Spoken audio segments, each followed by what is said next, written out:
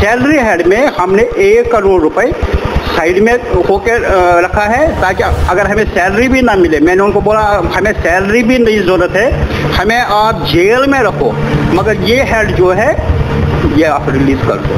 तमाम कम्युनिटी का और तमाम रिलीफ होल्डर्स का और जो डिस्ट्रेस में लोग हैं उन सबों का धन्यवाद करना चाहता हूँ कि उन्होंने हमारे साथ बेयर विद किया।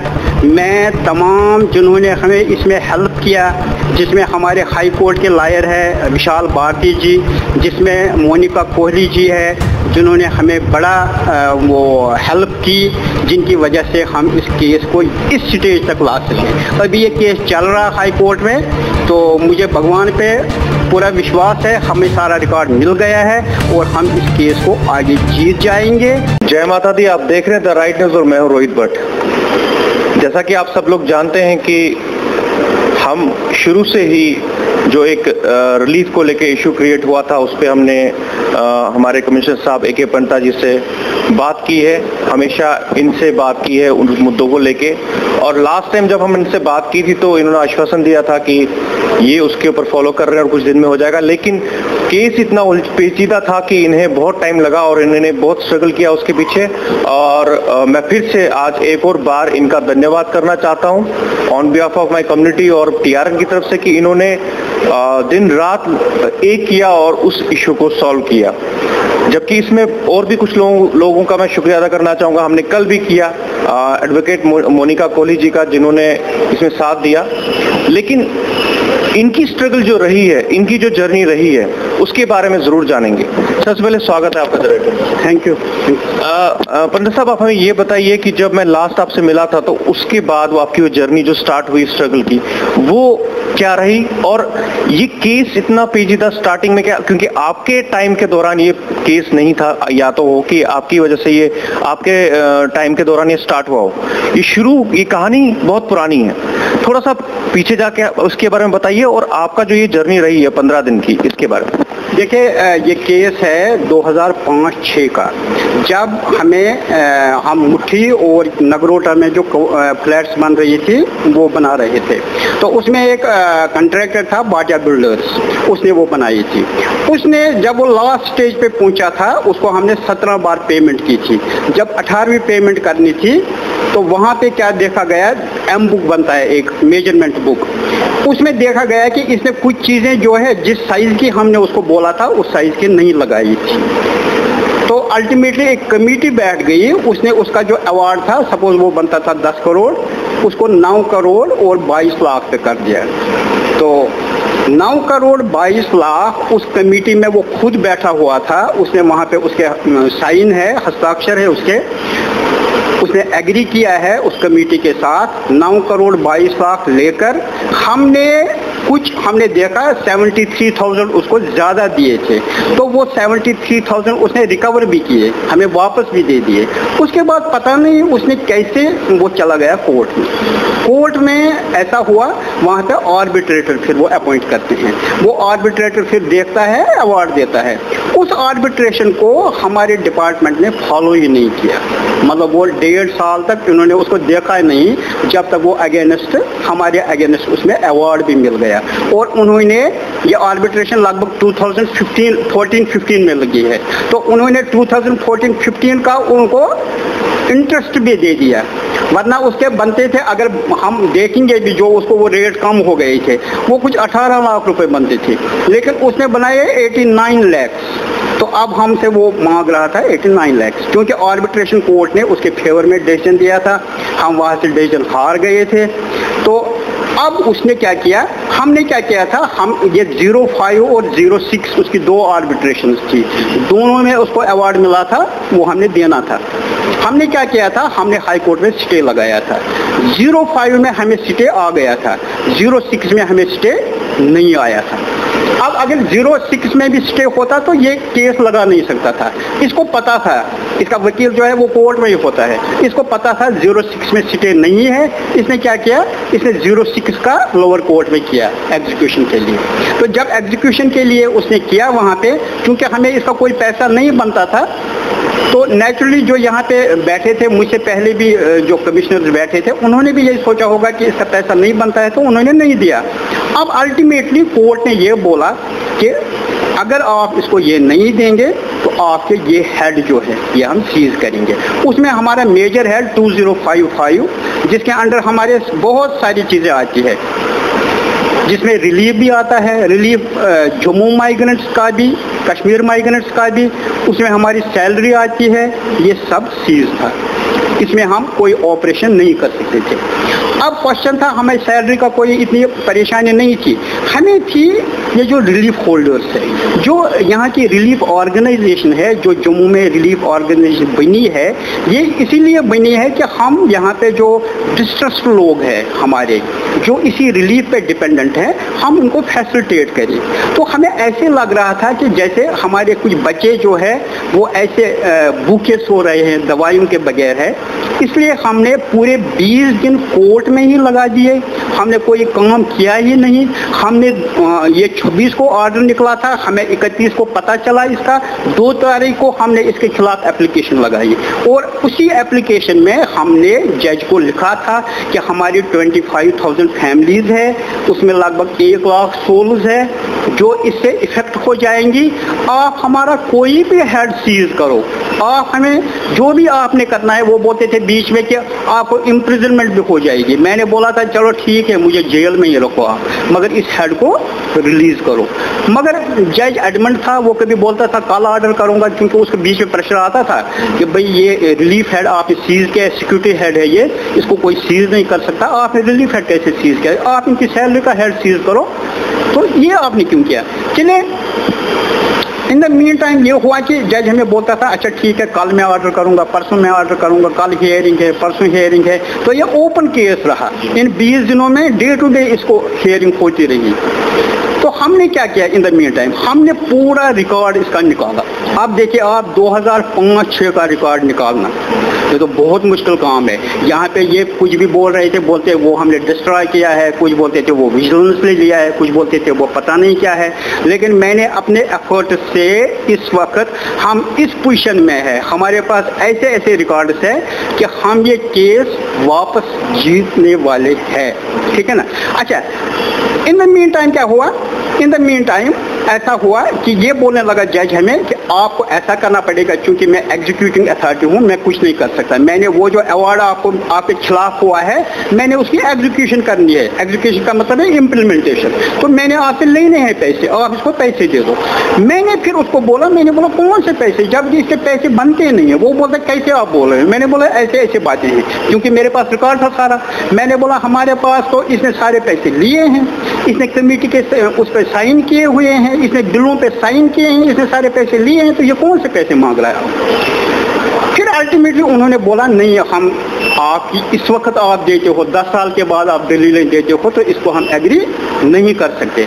आपको एक अंडरटेकिंग देनी पड़ेगी। अंडरटेकिंग ये देनी पड़ेगी कि मैं 1 महीने के अंदर अंदर इतना सारा पैसा जो है वो कोर्ट में जमा करवाऊंगा। तो हमने बोला नहीं, ऐसे अंडरटेकिंग हम नहीं दे सकते। जब हम इतने मजबूर हो गए, क्योंकि हमारे जो लोअर कोर्ट में लायर थे, वो गवर्नमेंट वकील जो थे वो इतने इफेक्टिव नहीं थे, उनको वहाँ पे मतलब आर्गुमेंट नहीं करने आते थे।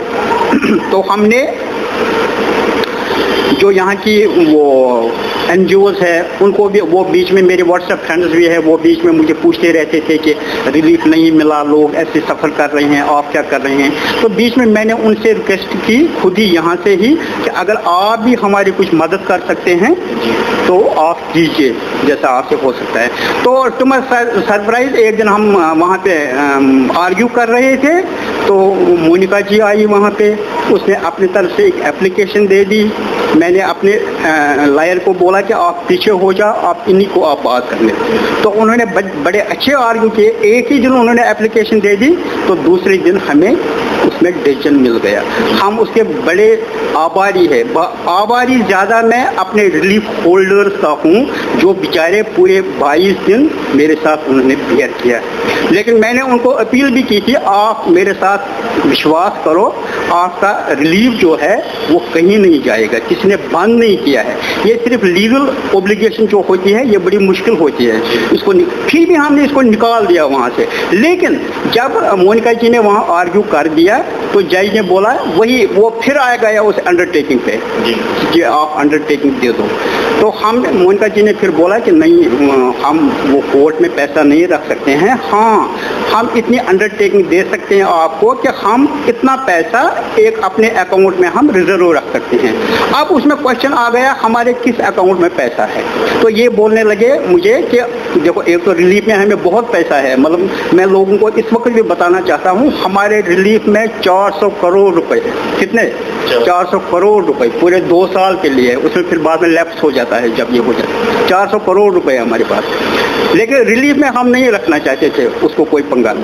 तो फिर इन्होंने बोला जो माइग्रेंट एम्प्लॉयज है हमें हमारे पास, मैंने बोला नहीं नहीं नहीं, उसमें भी हम नहीं रखते। फिर उन्होंने बोला मुझे सिविक एक्शन प्लान होता है एक सफाई सफाई का, मैंने बोला नहीं, उसमें भी नहीं। तो मैंने अपनी सैलरी में से जो यहाँ के हमारे एम्प्लॉयज, हाँ स्टाफ जो है, उस सैलरी में से मैंने 1 करोड़ रुपए निकाल के साइड में रख दिया। मतलब वो है हमारे पास ही, वो किसी को हमने दिया नहीं, क्योंकि हम केस जीतने वाले हैं, हम इसको हारेंगे नहीं। मैं यहाँ पे जरूर दर्शकों को बताना चाहूंगा कि सच्चाई ये है कि कमिश्नर साहब ने ये डिसीजन लिया और बहुत ही बड़ा डिसीजन लिया, जिसमें 1 करोड़ रुपया इन्होंने फ्रीज करके रखा है अपनी सैलरी, मतलब इनके जो एम्प्लॉयज हैं उनकी सैलरी में से 1 करोड़ रुपया फ्रीज करके रखा है। बहुत बड़ी बात है और यही सच्चाई है जो टीआरएन आप तक पहुंचाना चाहता था, क्योंकि आप जानते हैं व्हाट्सएप ग्रुप में फिर से वही बातें स्टार्ट हो गई थी कि सच्चाई क्या है, और बहुत सारे लोग जो हमेशा व्हाट्सएप ग्रुप पे रहते हैं और क्रिटिसिज्म करने के लिए सुबह से लेकर शाम तक बैठते हैं, उनके लिए ये पॉइंट था। जी सर, वो लोग, हमारा जो ऑर्डर है वो भी वायरल हो गया है, उस ऑर्डर में भी वो देख सकते हैं। ऑर्डर में लिखा हुआ है कि जो रिलीफ कमिश्नर है उसने 1 करोड़ रुपए जो है सैलरी हेड में 001 हमारा सैलरी हेड है, ऑर्डर में भी लोग देख सकते हैं उसको। सैलरी हेड में हमने 1 करोड़ रुपए साइड में होकर रखा है, ताकि अगर हमें सैलरी भी ना मिले, मैंने उनको बोला हमें सैलरी भी नहीं जरूरत है, हमें आप जेल में रखो, मगर ये हेड जो है ये आप रिलीज कर दो, क्योंकि ये हमारे बच्चे हैं, इनको खाना नहीं मिल रहा है, इनको दवाइयाँ नहीं मिल रही है, तो हमें बड़ा इसमें बड़ी टेंशन है। मुझे लगता है पूरी सर्विस में मेरी इस वक्त लगभग होगी 33 ईयर्स सर्विस है इस वक्त मेरे पास, तो 33 ईयर्स सर्विस में मुझे इतनी टेंशन कभी नहीं हुई है जो अब हुई है। लेकिन मैं 20 दिन पूरा बैठ के इसको, मैंने पूरा इस केस को इस स्टेज पे लाया है, पूरे पिछले 10 सालों का रिकॉर्ड मैंने निकाला है, और हम भगवान करेगा हम आगे इस केस को जीत जाएंगे। हाँ, जहाँ तक ये सवाल है कि ये केस इनके सामने का नहीं है, ये बहुत पुराना केस था, जबकि इनको उस केस के बारे में पता भी नहीं था, और फाइनली इन्होंने इससे लड़ा। और मैं फिर से मोनिका कोहली जी का शुक्रिया अदा करना चाहूँगा, ज़रूर उन्होंने आर्गुमेंट्स किए, लेकिन उसके साथ साथ मैं ये भी आपको क्लियर करना चाहता हूँ कि जो हमारे रिलीफ होल्डर्स हैं उन्हें बताना ज़रूरी है, क्योंकि मैं उनका धन्यवाद करता हूं कि वो टीआरएन द राइट न्यूज़ पे ट्रस्ट करते हैं, और उसी वजह से आज हम फिर से कमिश्नर साहब के पास आए हैं और आप तक ये सच्चाई पहुंचाने के लिए कि आपने हमारे पे विश्वास किया और आपने ट्रस्ट किया। सर, मैं आखिरी सवाल ये पूछना चाहूंगा कि ये केस अभी कंटिन्यू चलता रहेगा? ये इसमें देखिए, इसी केस में हमने ऊपर हाई कोर्ट में 2 पिटिशंस लगाई है। हाँ, 2 पिटिशंस लगाए हैं इस केस के आर्बिट्रेशन को रोकने के लिए। हमने एक और लगाई है नई, जो निचला केस है ना, नीचे वाले अदालत का, उसका स्टे लाने के लिए। ठीक है, 2 केस ये चल रहे हैं हमारे ऊपर। 05 में इन्होंने स्टे लिया हुआ है, 06 जो है हमने रिसेंटली 06 को 05 के साथ क्लब कर दिया है। ठीक है, अब 06 में भी हम स्टे लेने वाले हैं। जब 06 में हमें स्टे आएगा तो लोअर कोर्ट का जो भी फैसला है ये नल एंड वाइड हो जाएगा। ठीक है, ये कुछ ही दिनों में हमें हो जाएगा, क्योंकि इसमें रिकॉर्ड नहीं इन्होंने उस वक्त भी प्रोड्यूस किया और अब तक भी इन्होंने कोई रिकॉर्ड नहीं निकाला था। अब मैंने वो सारा अलमारियां तोड़वाई, क्योंकि हमें कहते हैं कोई एम्प्लॉई उसको कोरोना से डेथ हो गई थी, उसी की कस्टडी में वो रिकॉर्ड था। वो हमने अलमारियां तोड़वाई, वो सारा रिकॉर्ड हमें मिला। तो मैं आपको आश्वासन देता हूं कि इस केस को हम जीत ही जाएंगे, और आगे भी जिन केसों में फाइनेंशियल इम्प्लीकेशंस होंगी, जो भी ऐसे केस होंगे, उन सबों को मैं ला रहा हूं, उनका लिस्ट में बना रहा हूं, उनको स्टडी में करूंगा और उनको मैं डायरेक्ट एजी को पास ऑन करूंगा, ताकि हमें फ्यूचर में ऐसी कोई प्रॉब्लम सामने ना आए। सर, ये रिलीफ होल्डर्स के अकाउंट में अमाउंट कब तक आएगा? अमाउंट चला गया है, हाँ, कुछ का चला गया है, क्योंकि हमने कल ही जो ही ऑर्डर निकला उसी वक्त हमने बिल ऑलरेडी ट्रेजरी में 31 को डाले हुए थे। हम सोचते थे आज ऑर्डर हो जाएगा तो उसको हमें डायरेक्शन देने थे ट्रेजरी ऑफिसर को कि निकाल दो। कल जब ऑर्डर आ गया, हमने उसको दोनों सैलरी की बिल्स भी दी और कैश की बिल्स भी दी। हमने उसको बोला कैश असिस्टेंस आप निकाल दो, सैलरी रख दो, सैलरी हमें ज़रूरत नहीं है फिलहाल। तो उन्होंने कैश असिस्टेंस निकाल दी। इस वक्त मुझे अभी सीओ बोल रहा था कि वो उनके अकाउंट्स में चला गया। जी जी। तो मैं ये बताना चाहूँगा हमारे रिलीफ होल्डर्स को कि आधे लोगों के अकाउंट में चला गया और कुछ लोगों के अकाउंट में जाने वाला है। और फिर से एक बार आप सबका धन्यवाद, क्योंकि आपने जो एक ट्रस्ट रखा टीआरएन पे और हमारे कमिश्नर साहब पे कि इन्होंने जो कार्य किया उसके ऊपर, सो ऐसे ही हम पे विश्वास बनाए रखिए और कमिश्नर साहब पे विश्वास बनाए रखिए। हाँ जी, मैं तमाम कम्युनिटी का और तमाम रिलीफ होल्डर्स का और जो डिस्ट्रेस में लोग हैं उन सबों का धन्यवाद करना चाहता हूं कि उन्होंने हमारे साथ बेयर विद किया।